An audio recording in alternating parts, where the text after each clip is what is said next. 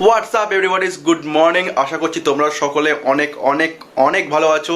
আর তোমাদের সকলকে জানাই গণেশ চতুর্থীর শুভেচ্ছা ও প্রচুর প্রচুর আন্তরিক ভালোবাসা।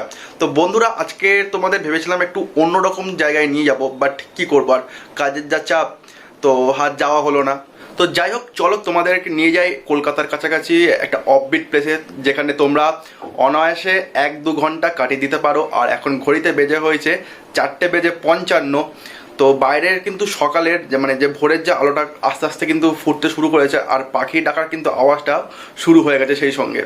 তো ওই ভোরবেলার মধ্যে কিন্তু পাখি ডাকার আওয়াজটা শুনতে খুবই ভালো লাগে। আর যারা আমাকে এখনও ফলো করোনি ইনস্টাগ্রামে, তো তারা আমাকে ফলো করে নাও, ডিসক্রিপশন বক্সে লিঙ্ক দেওয়া আছে ড্রিম মাইলস নামেই। তো যাও, একদম ফলো করে নাও। By the way, my name is Soumen, আর তোমরা এখন দেখছো ড্রিম মাইলস।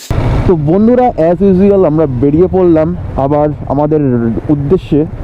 কিন্তু জায়গাটা আমি ঠিক এখন বলবো না, তোমাদের একটু সাসপেন্স আর তোমরা তো আবার থাম্বনেল দেখে বুঝেই যাও, তোমরা আবার অ্যাডভান্স লোক আছো।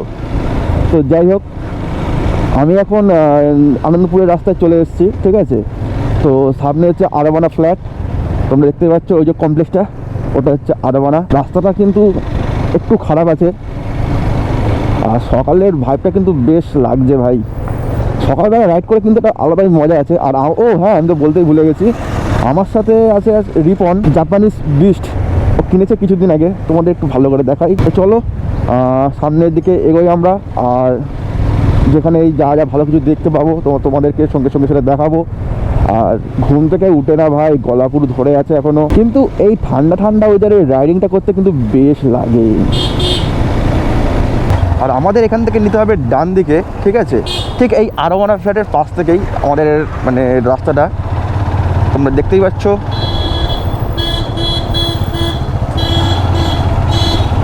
ও ভাই সাহেব, क्या রাস্তা হ্যায় यार। গাইস, এই পাশ দিয়ে একবার শুধু দেখো সিনটা, জাস্ট ওয়াও ম্যান। ওখান থেকে সূর্যি মামা উঠছে আস্তে আস্তে, আর রাস্তাটা দেখো, ভাইবটা দেখো। সকাল সকাল কিন্তু এইসব জায়গায় আসলে কিন্তু মন কিন্তু ভরে যায়। তো তোমরা এখানে মর্নিং ওয়াকও আসতে পারো, বা সাইকেলিংও করতে পারো, বা আমাদের মধ্যে বাইক নিয়ে ঘুরতেও আসতেও পারো। The silence fades into the night. Coyotes sing at the moonlight. These open highways are calling our name, and now it's time for us to escape. Feel the wind. বন্ধুরা, তোমরা দেখেছো রাস্তাটা কত সুন্দর, তাই না? দেখো, দুই পারে শুধু সবুজ সবুজ গাছপালা, আর এইরকম ভোরবেলার ভাইবটা। তো আমি এখানে এসেছিলাম যখন আমি ক্লাস 8-9-এ পড়ি সাইকেল নিয়ে, ঠিক আছে। তো তারপর থেকে কিন্তু আর আসা হয় না, এই আবার আসলাম বাইক নিয়ে, ঠিক আছে, তারপর আমার চ্যাম্পকে নিয়ে। আমরা এখন চলে আসলাম খেয়াদাহ, আর এটা হচ্ছে খেয়াদাহ হাই স্কুল, ঠিক আছে। আর এখান থেকে তোমরা বাঁ দিকে চলে গেলে বানতলা পাবে, সোনারপুর এইদিকে সোজা, ঠিক আছে। তো তোমরা যে রাস্তাটা বাঁ দিকে দেখলে, ওই রাস্তাটা তোমরা চলে গেলে বানতলা, সায়েন্স সিটি, তোমরা তো যেখানে যেতে চাও তো তোমরা সেখানে চলে যেতে পারবে। আর রাস্তাটা কিন্তু একদম সোজা চলে যাচ্ছে সোনারপুরে, আর এখান থেকে আমাদের নিতে হবে লেফট, ঠিক আছে।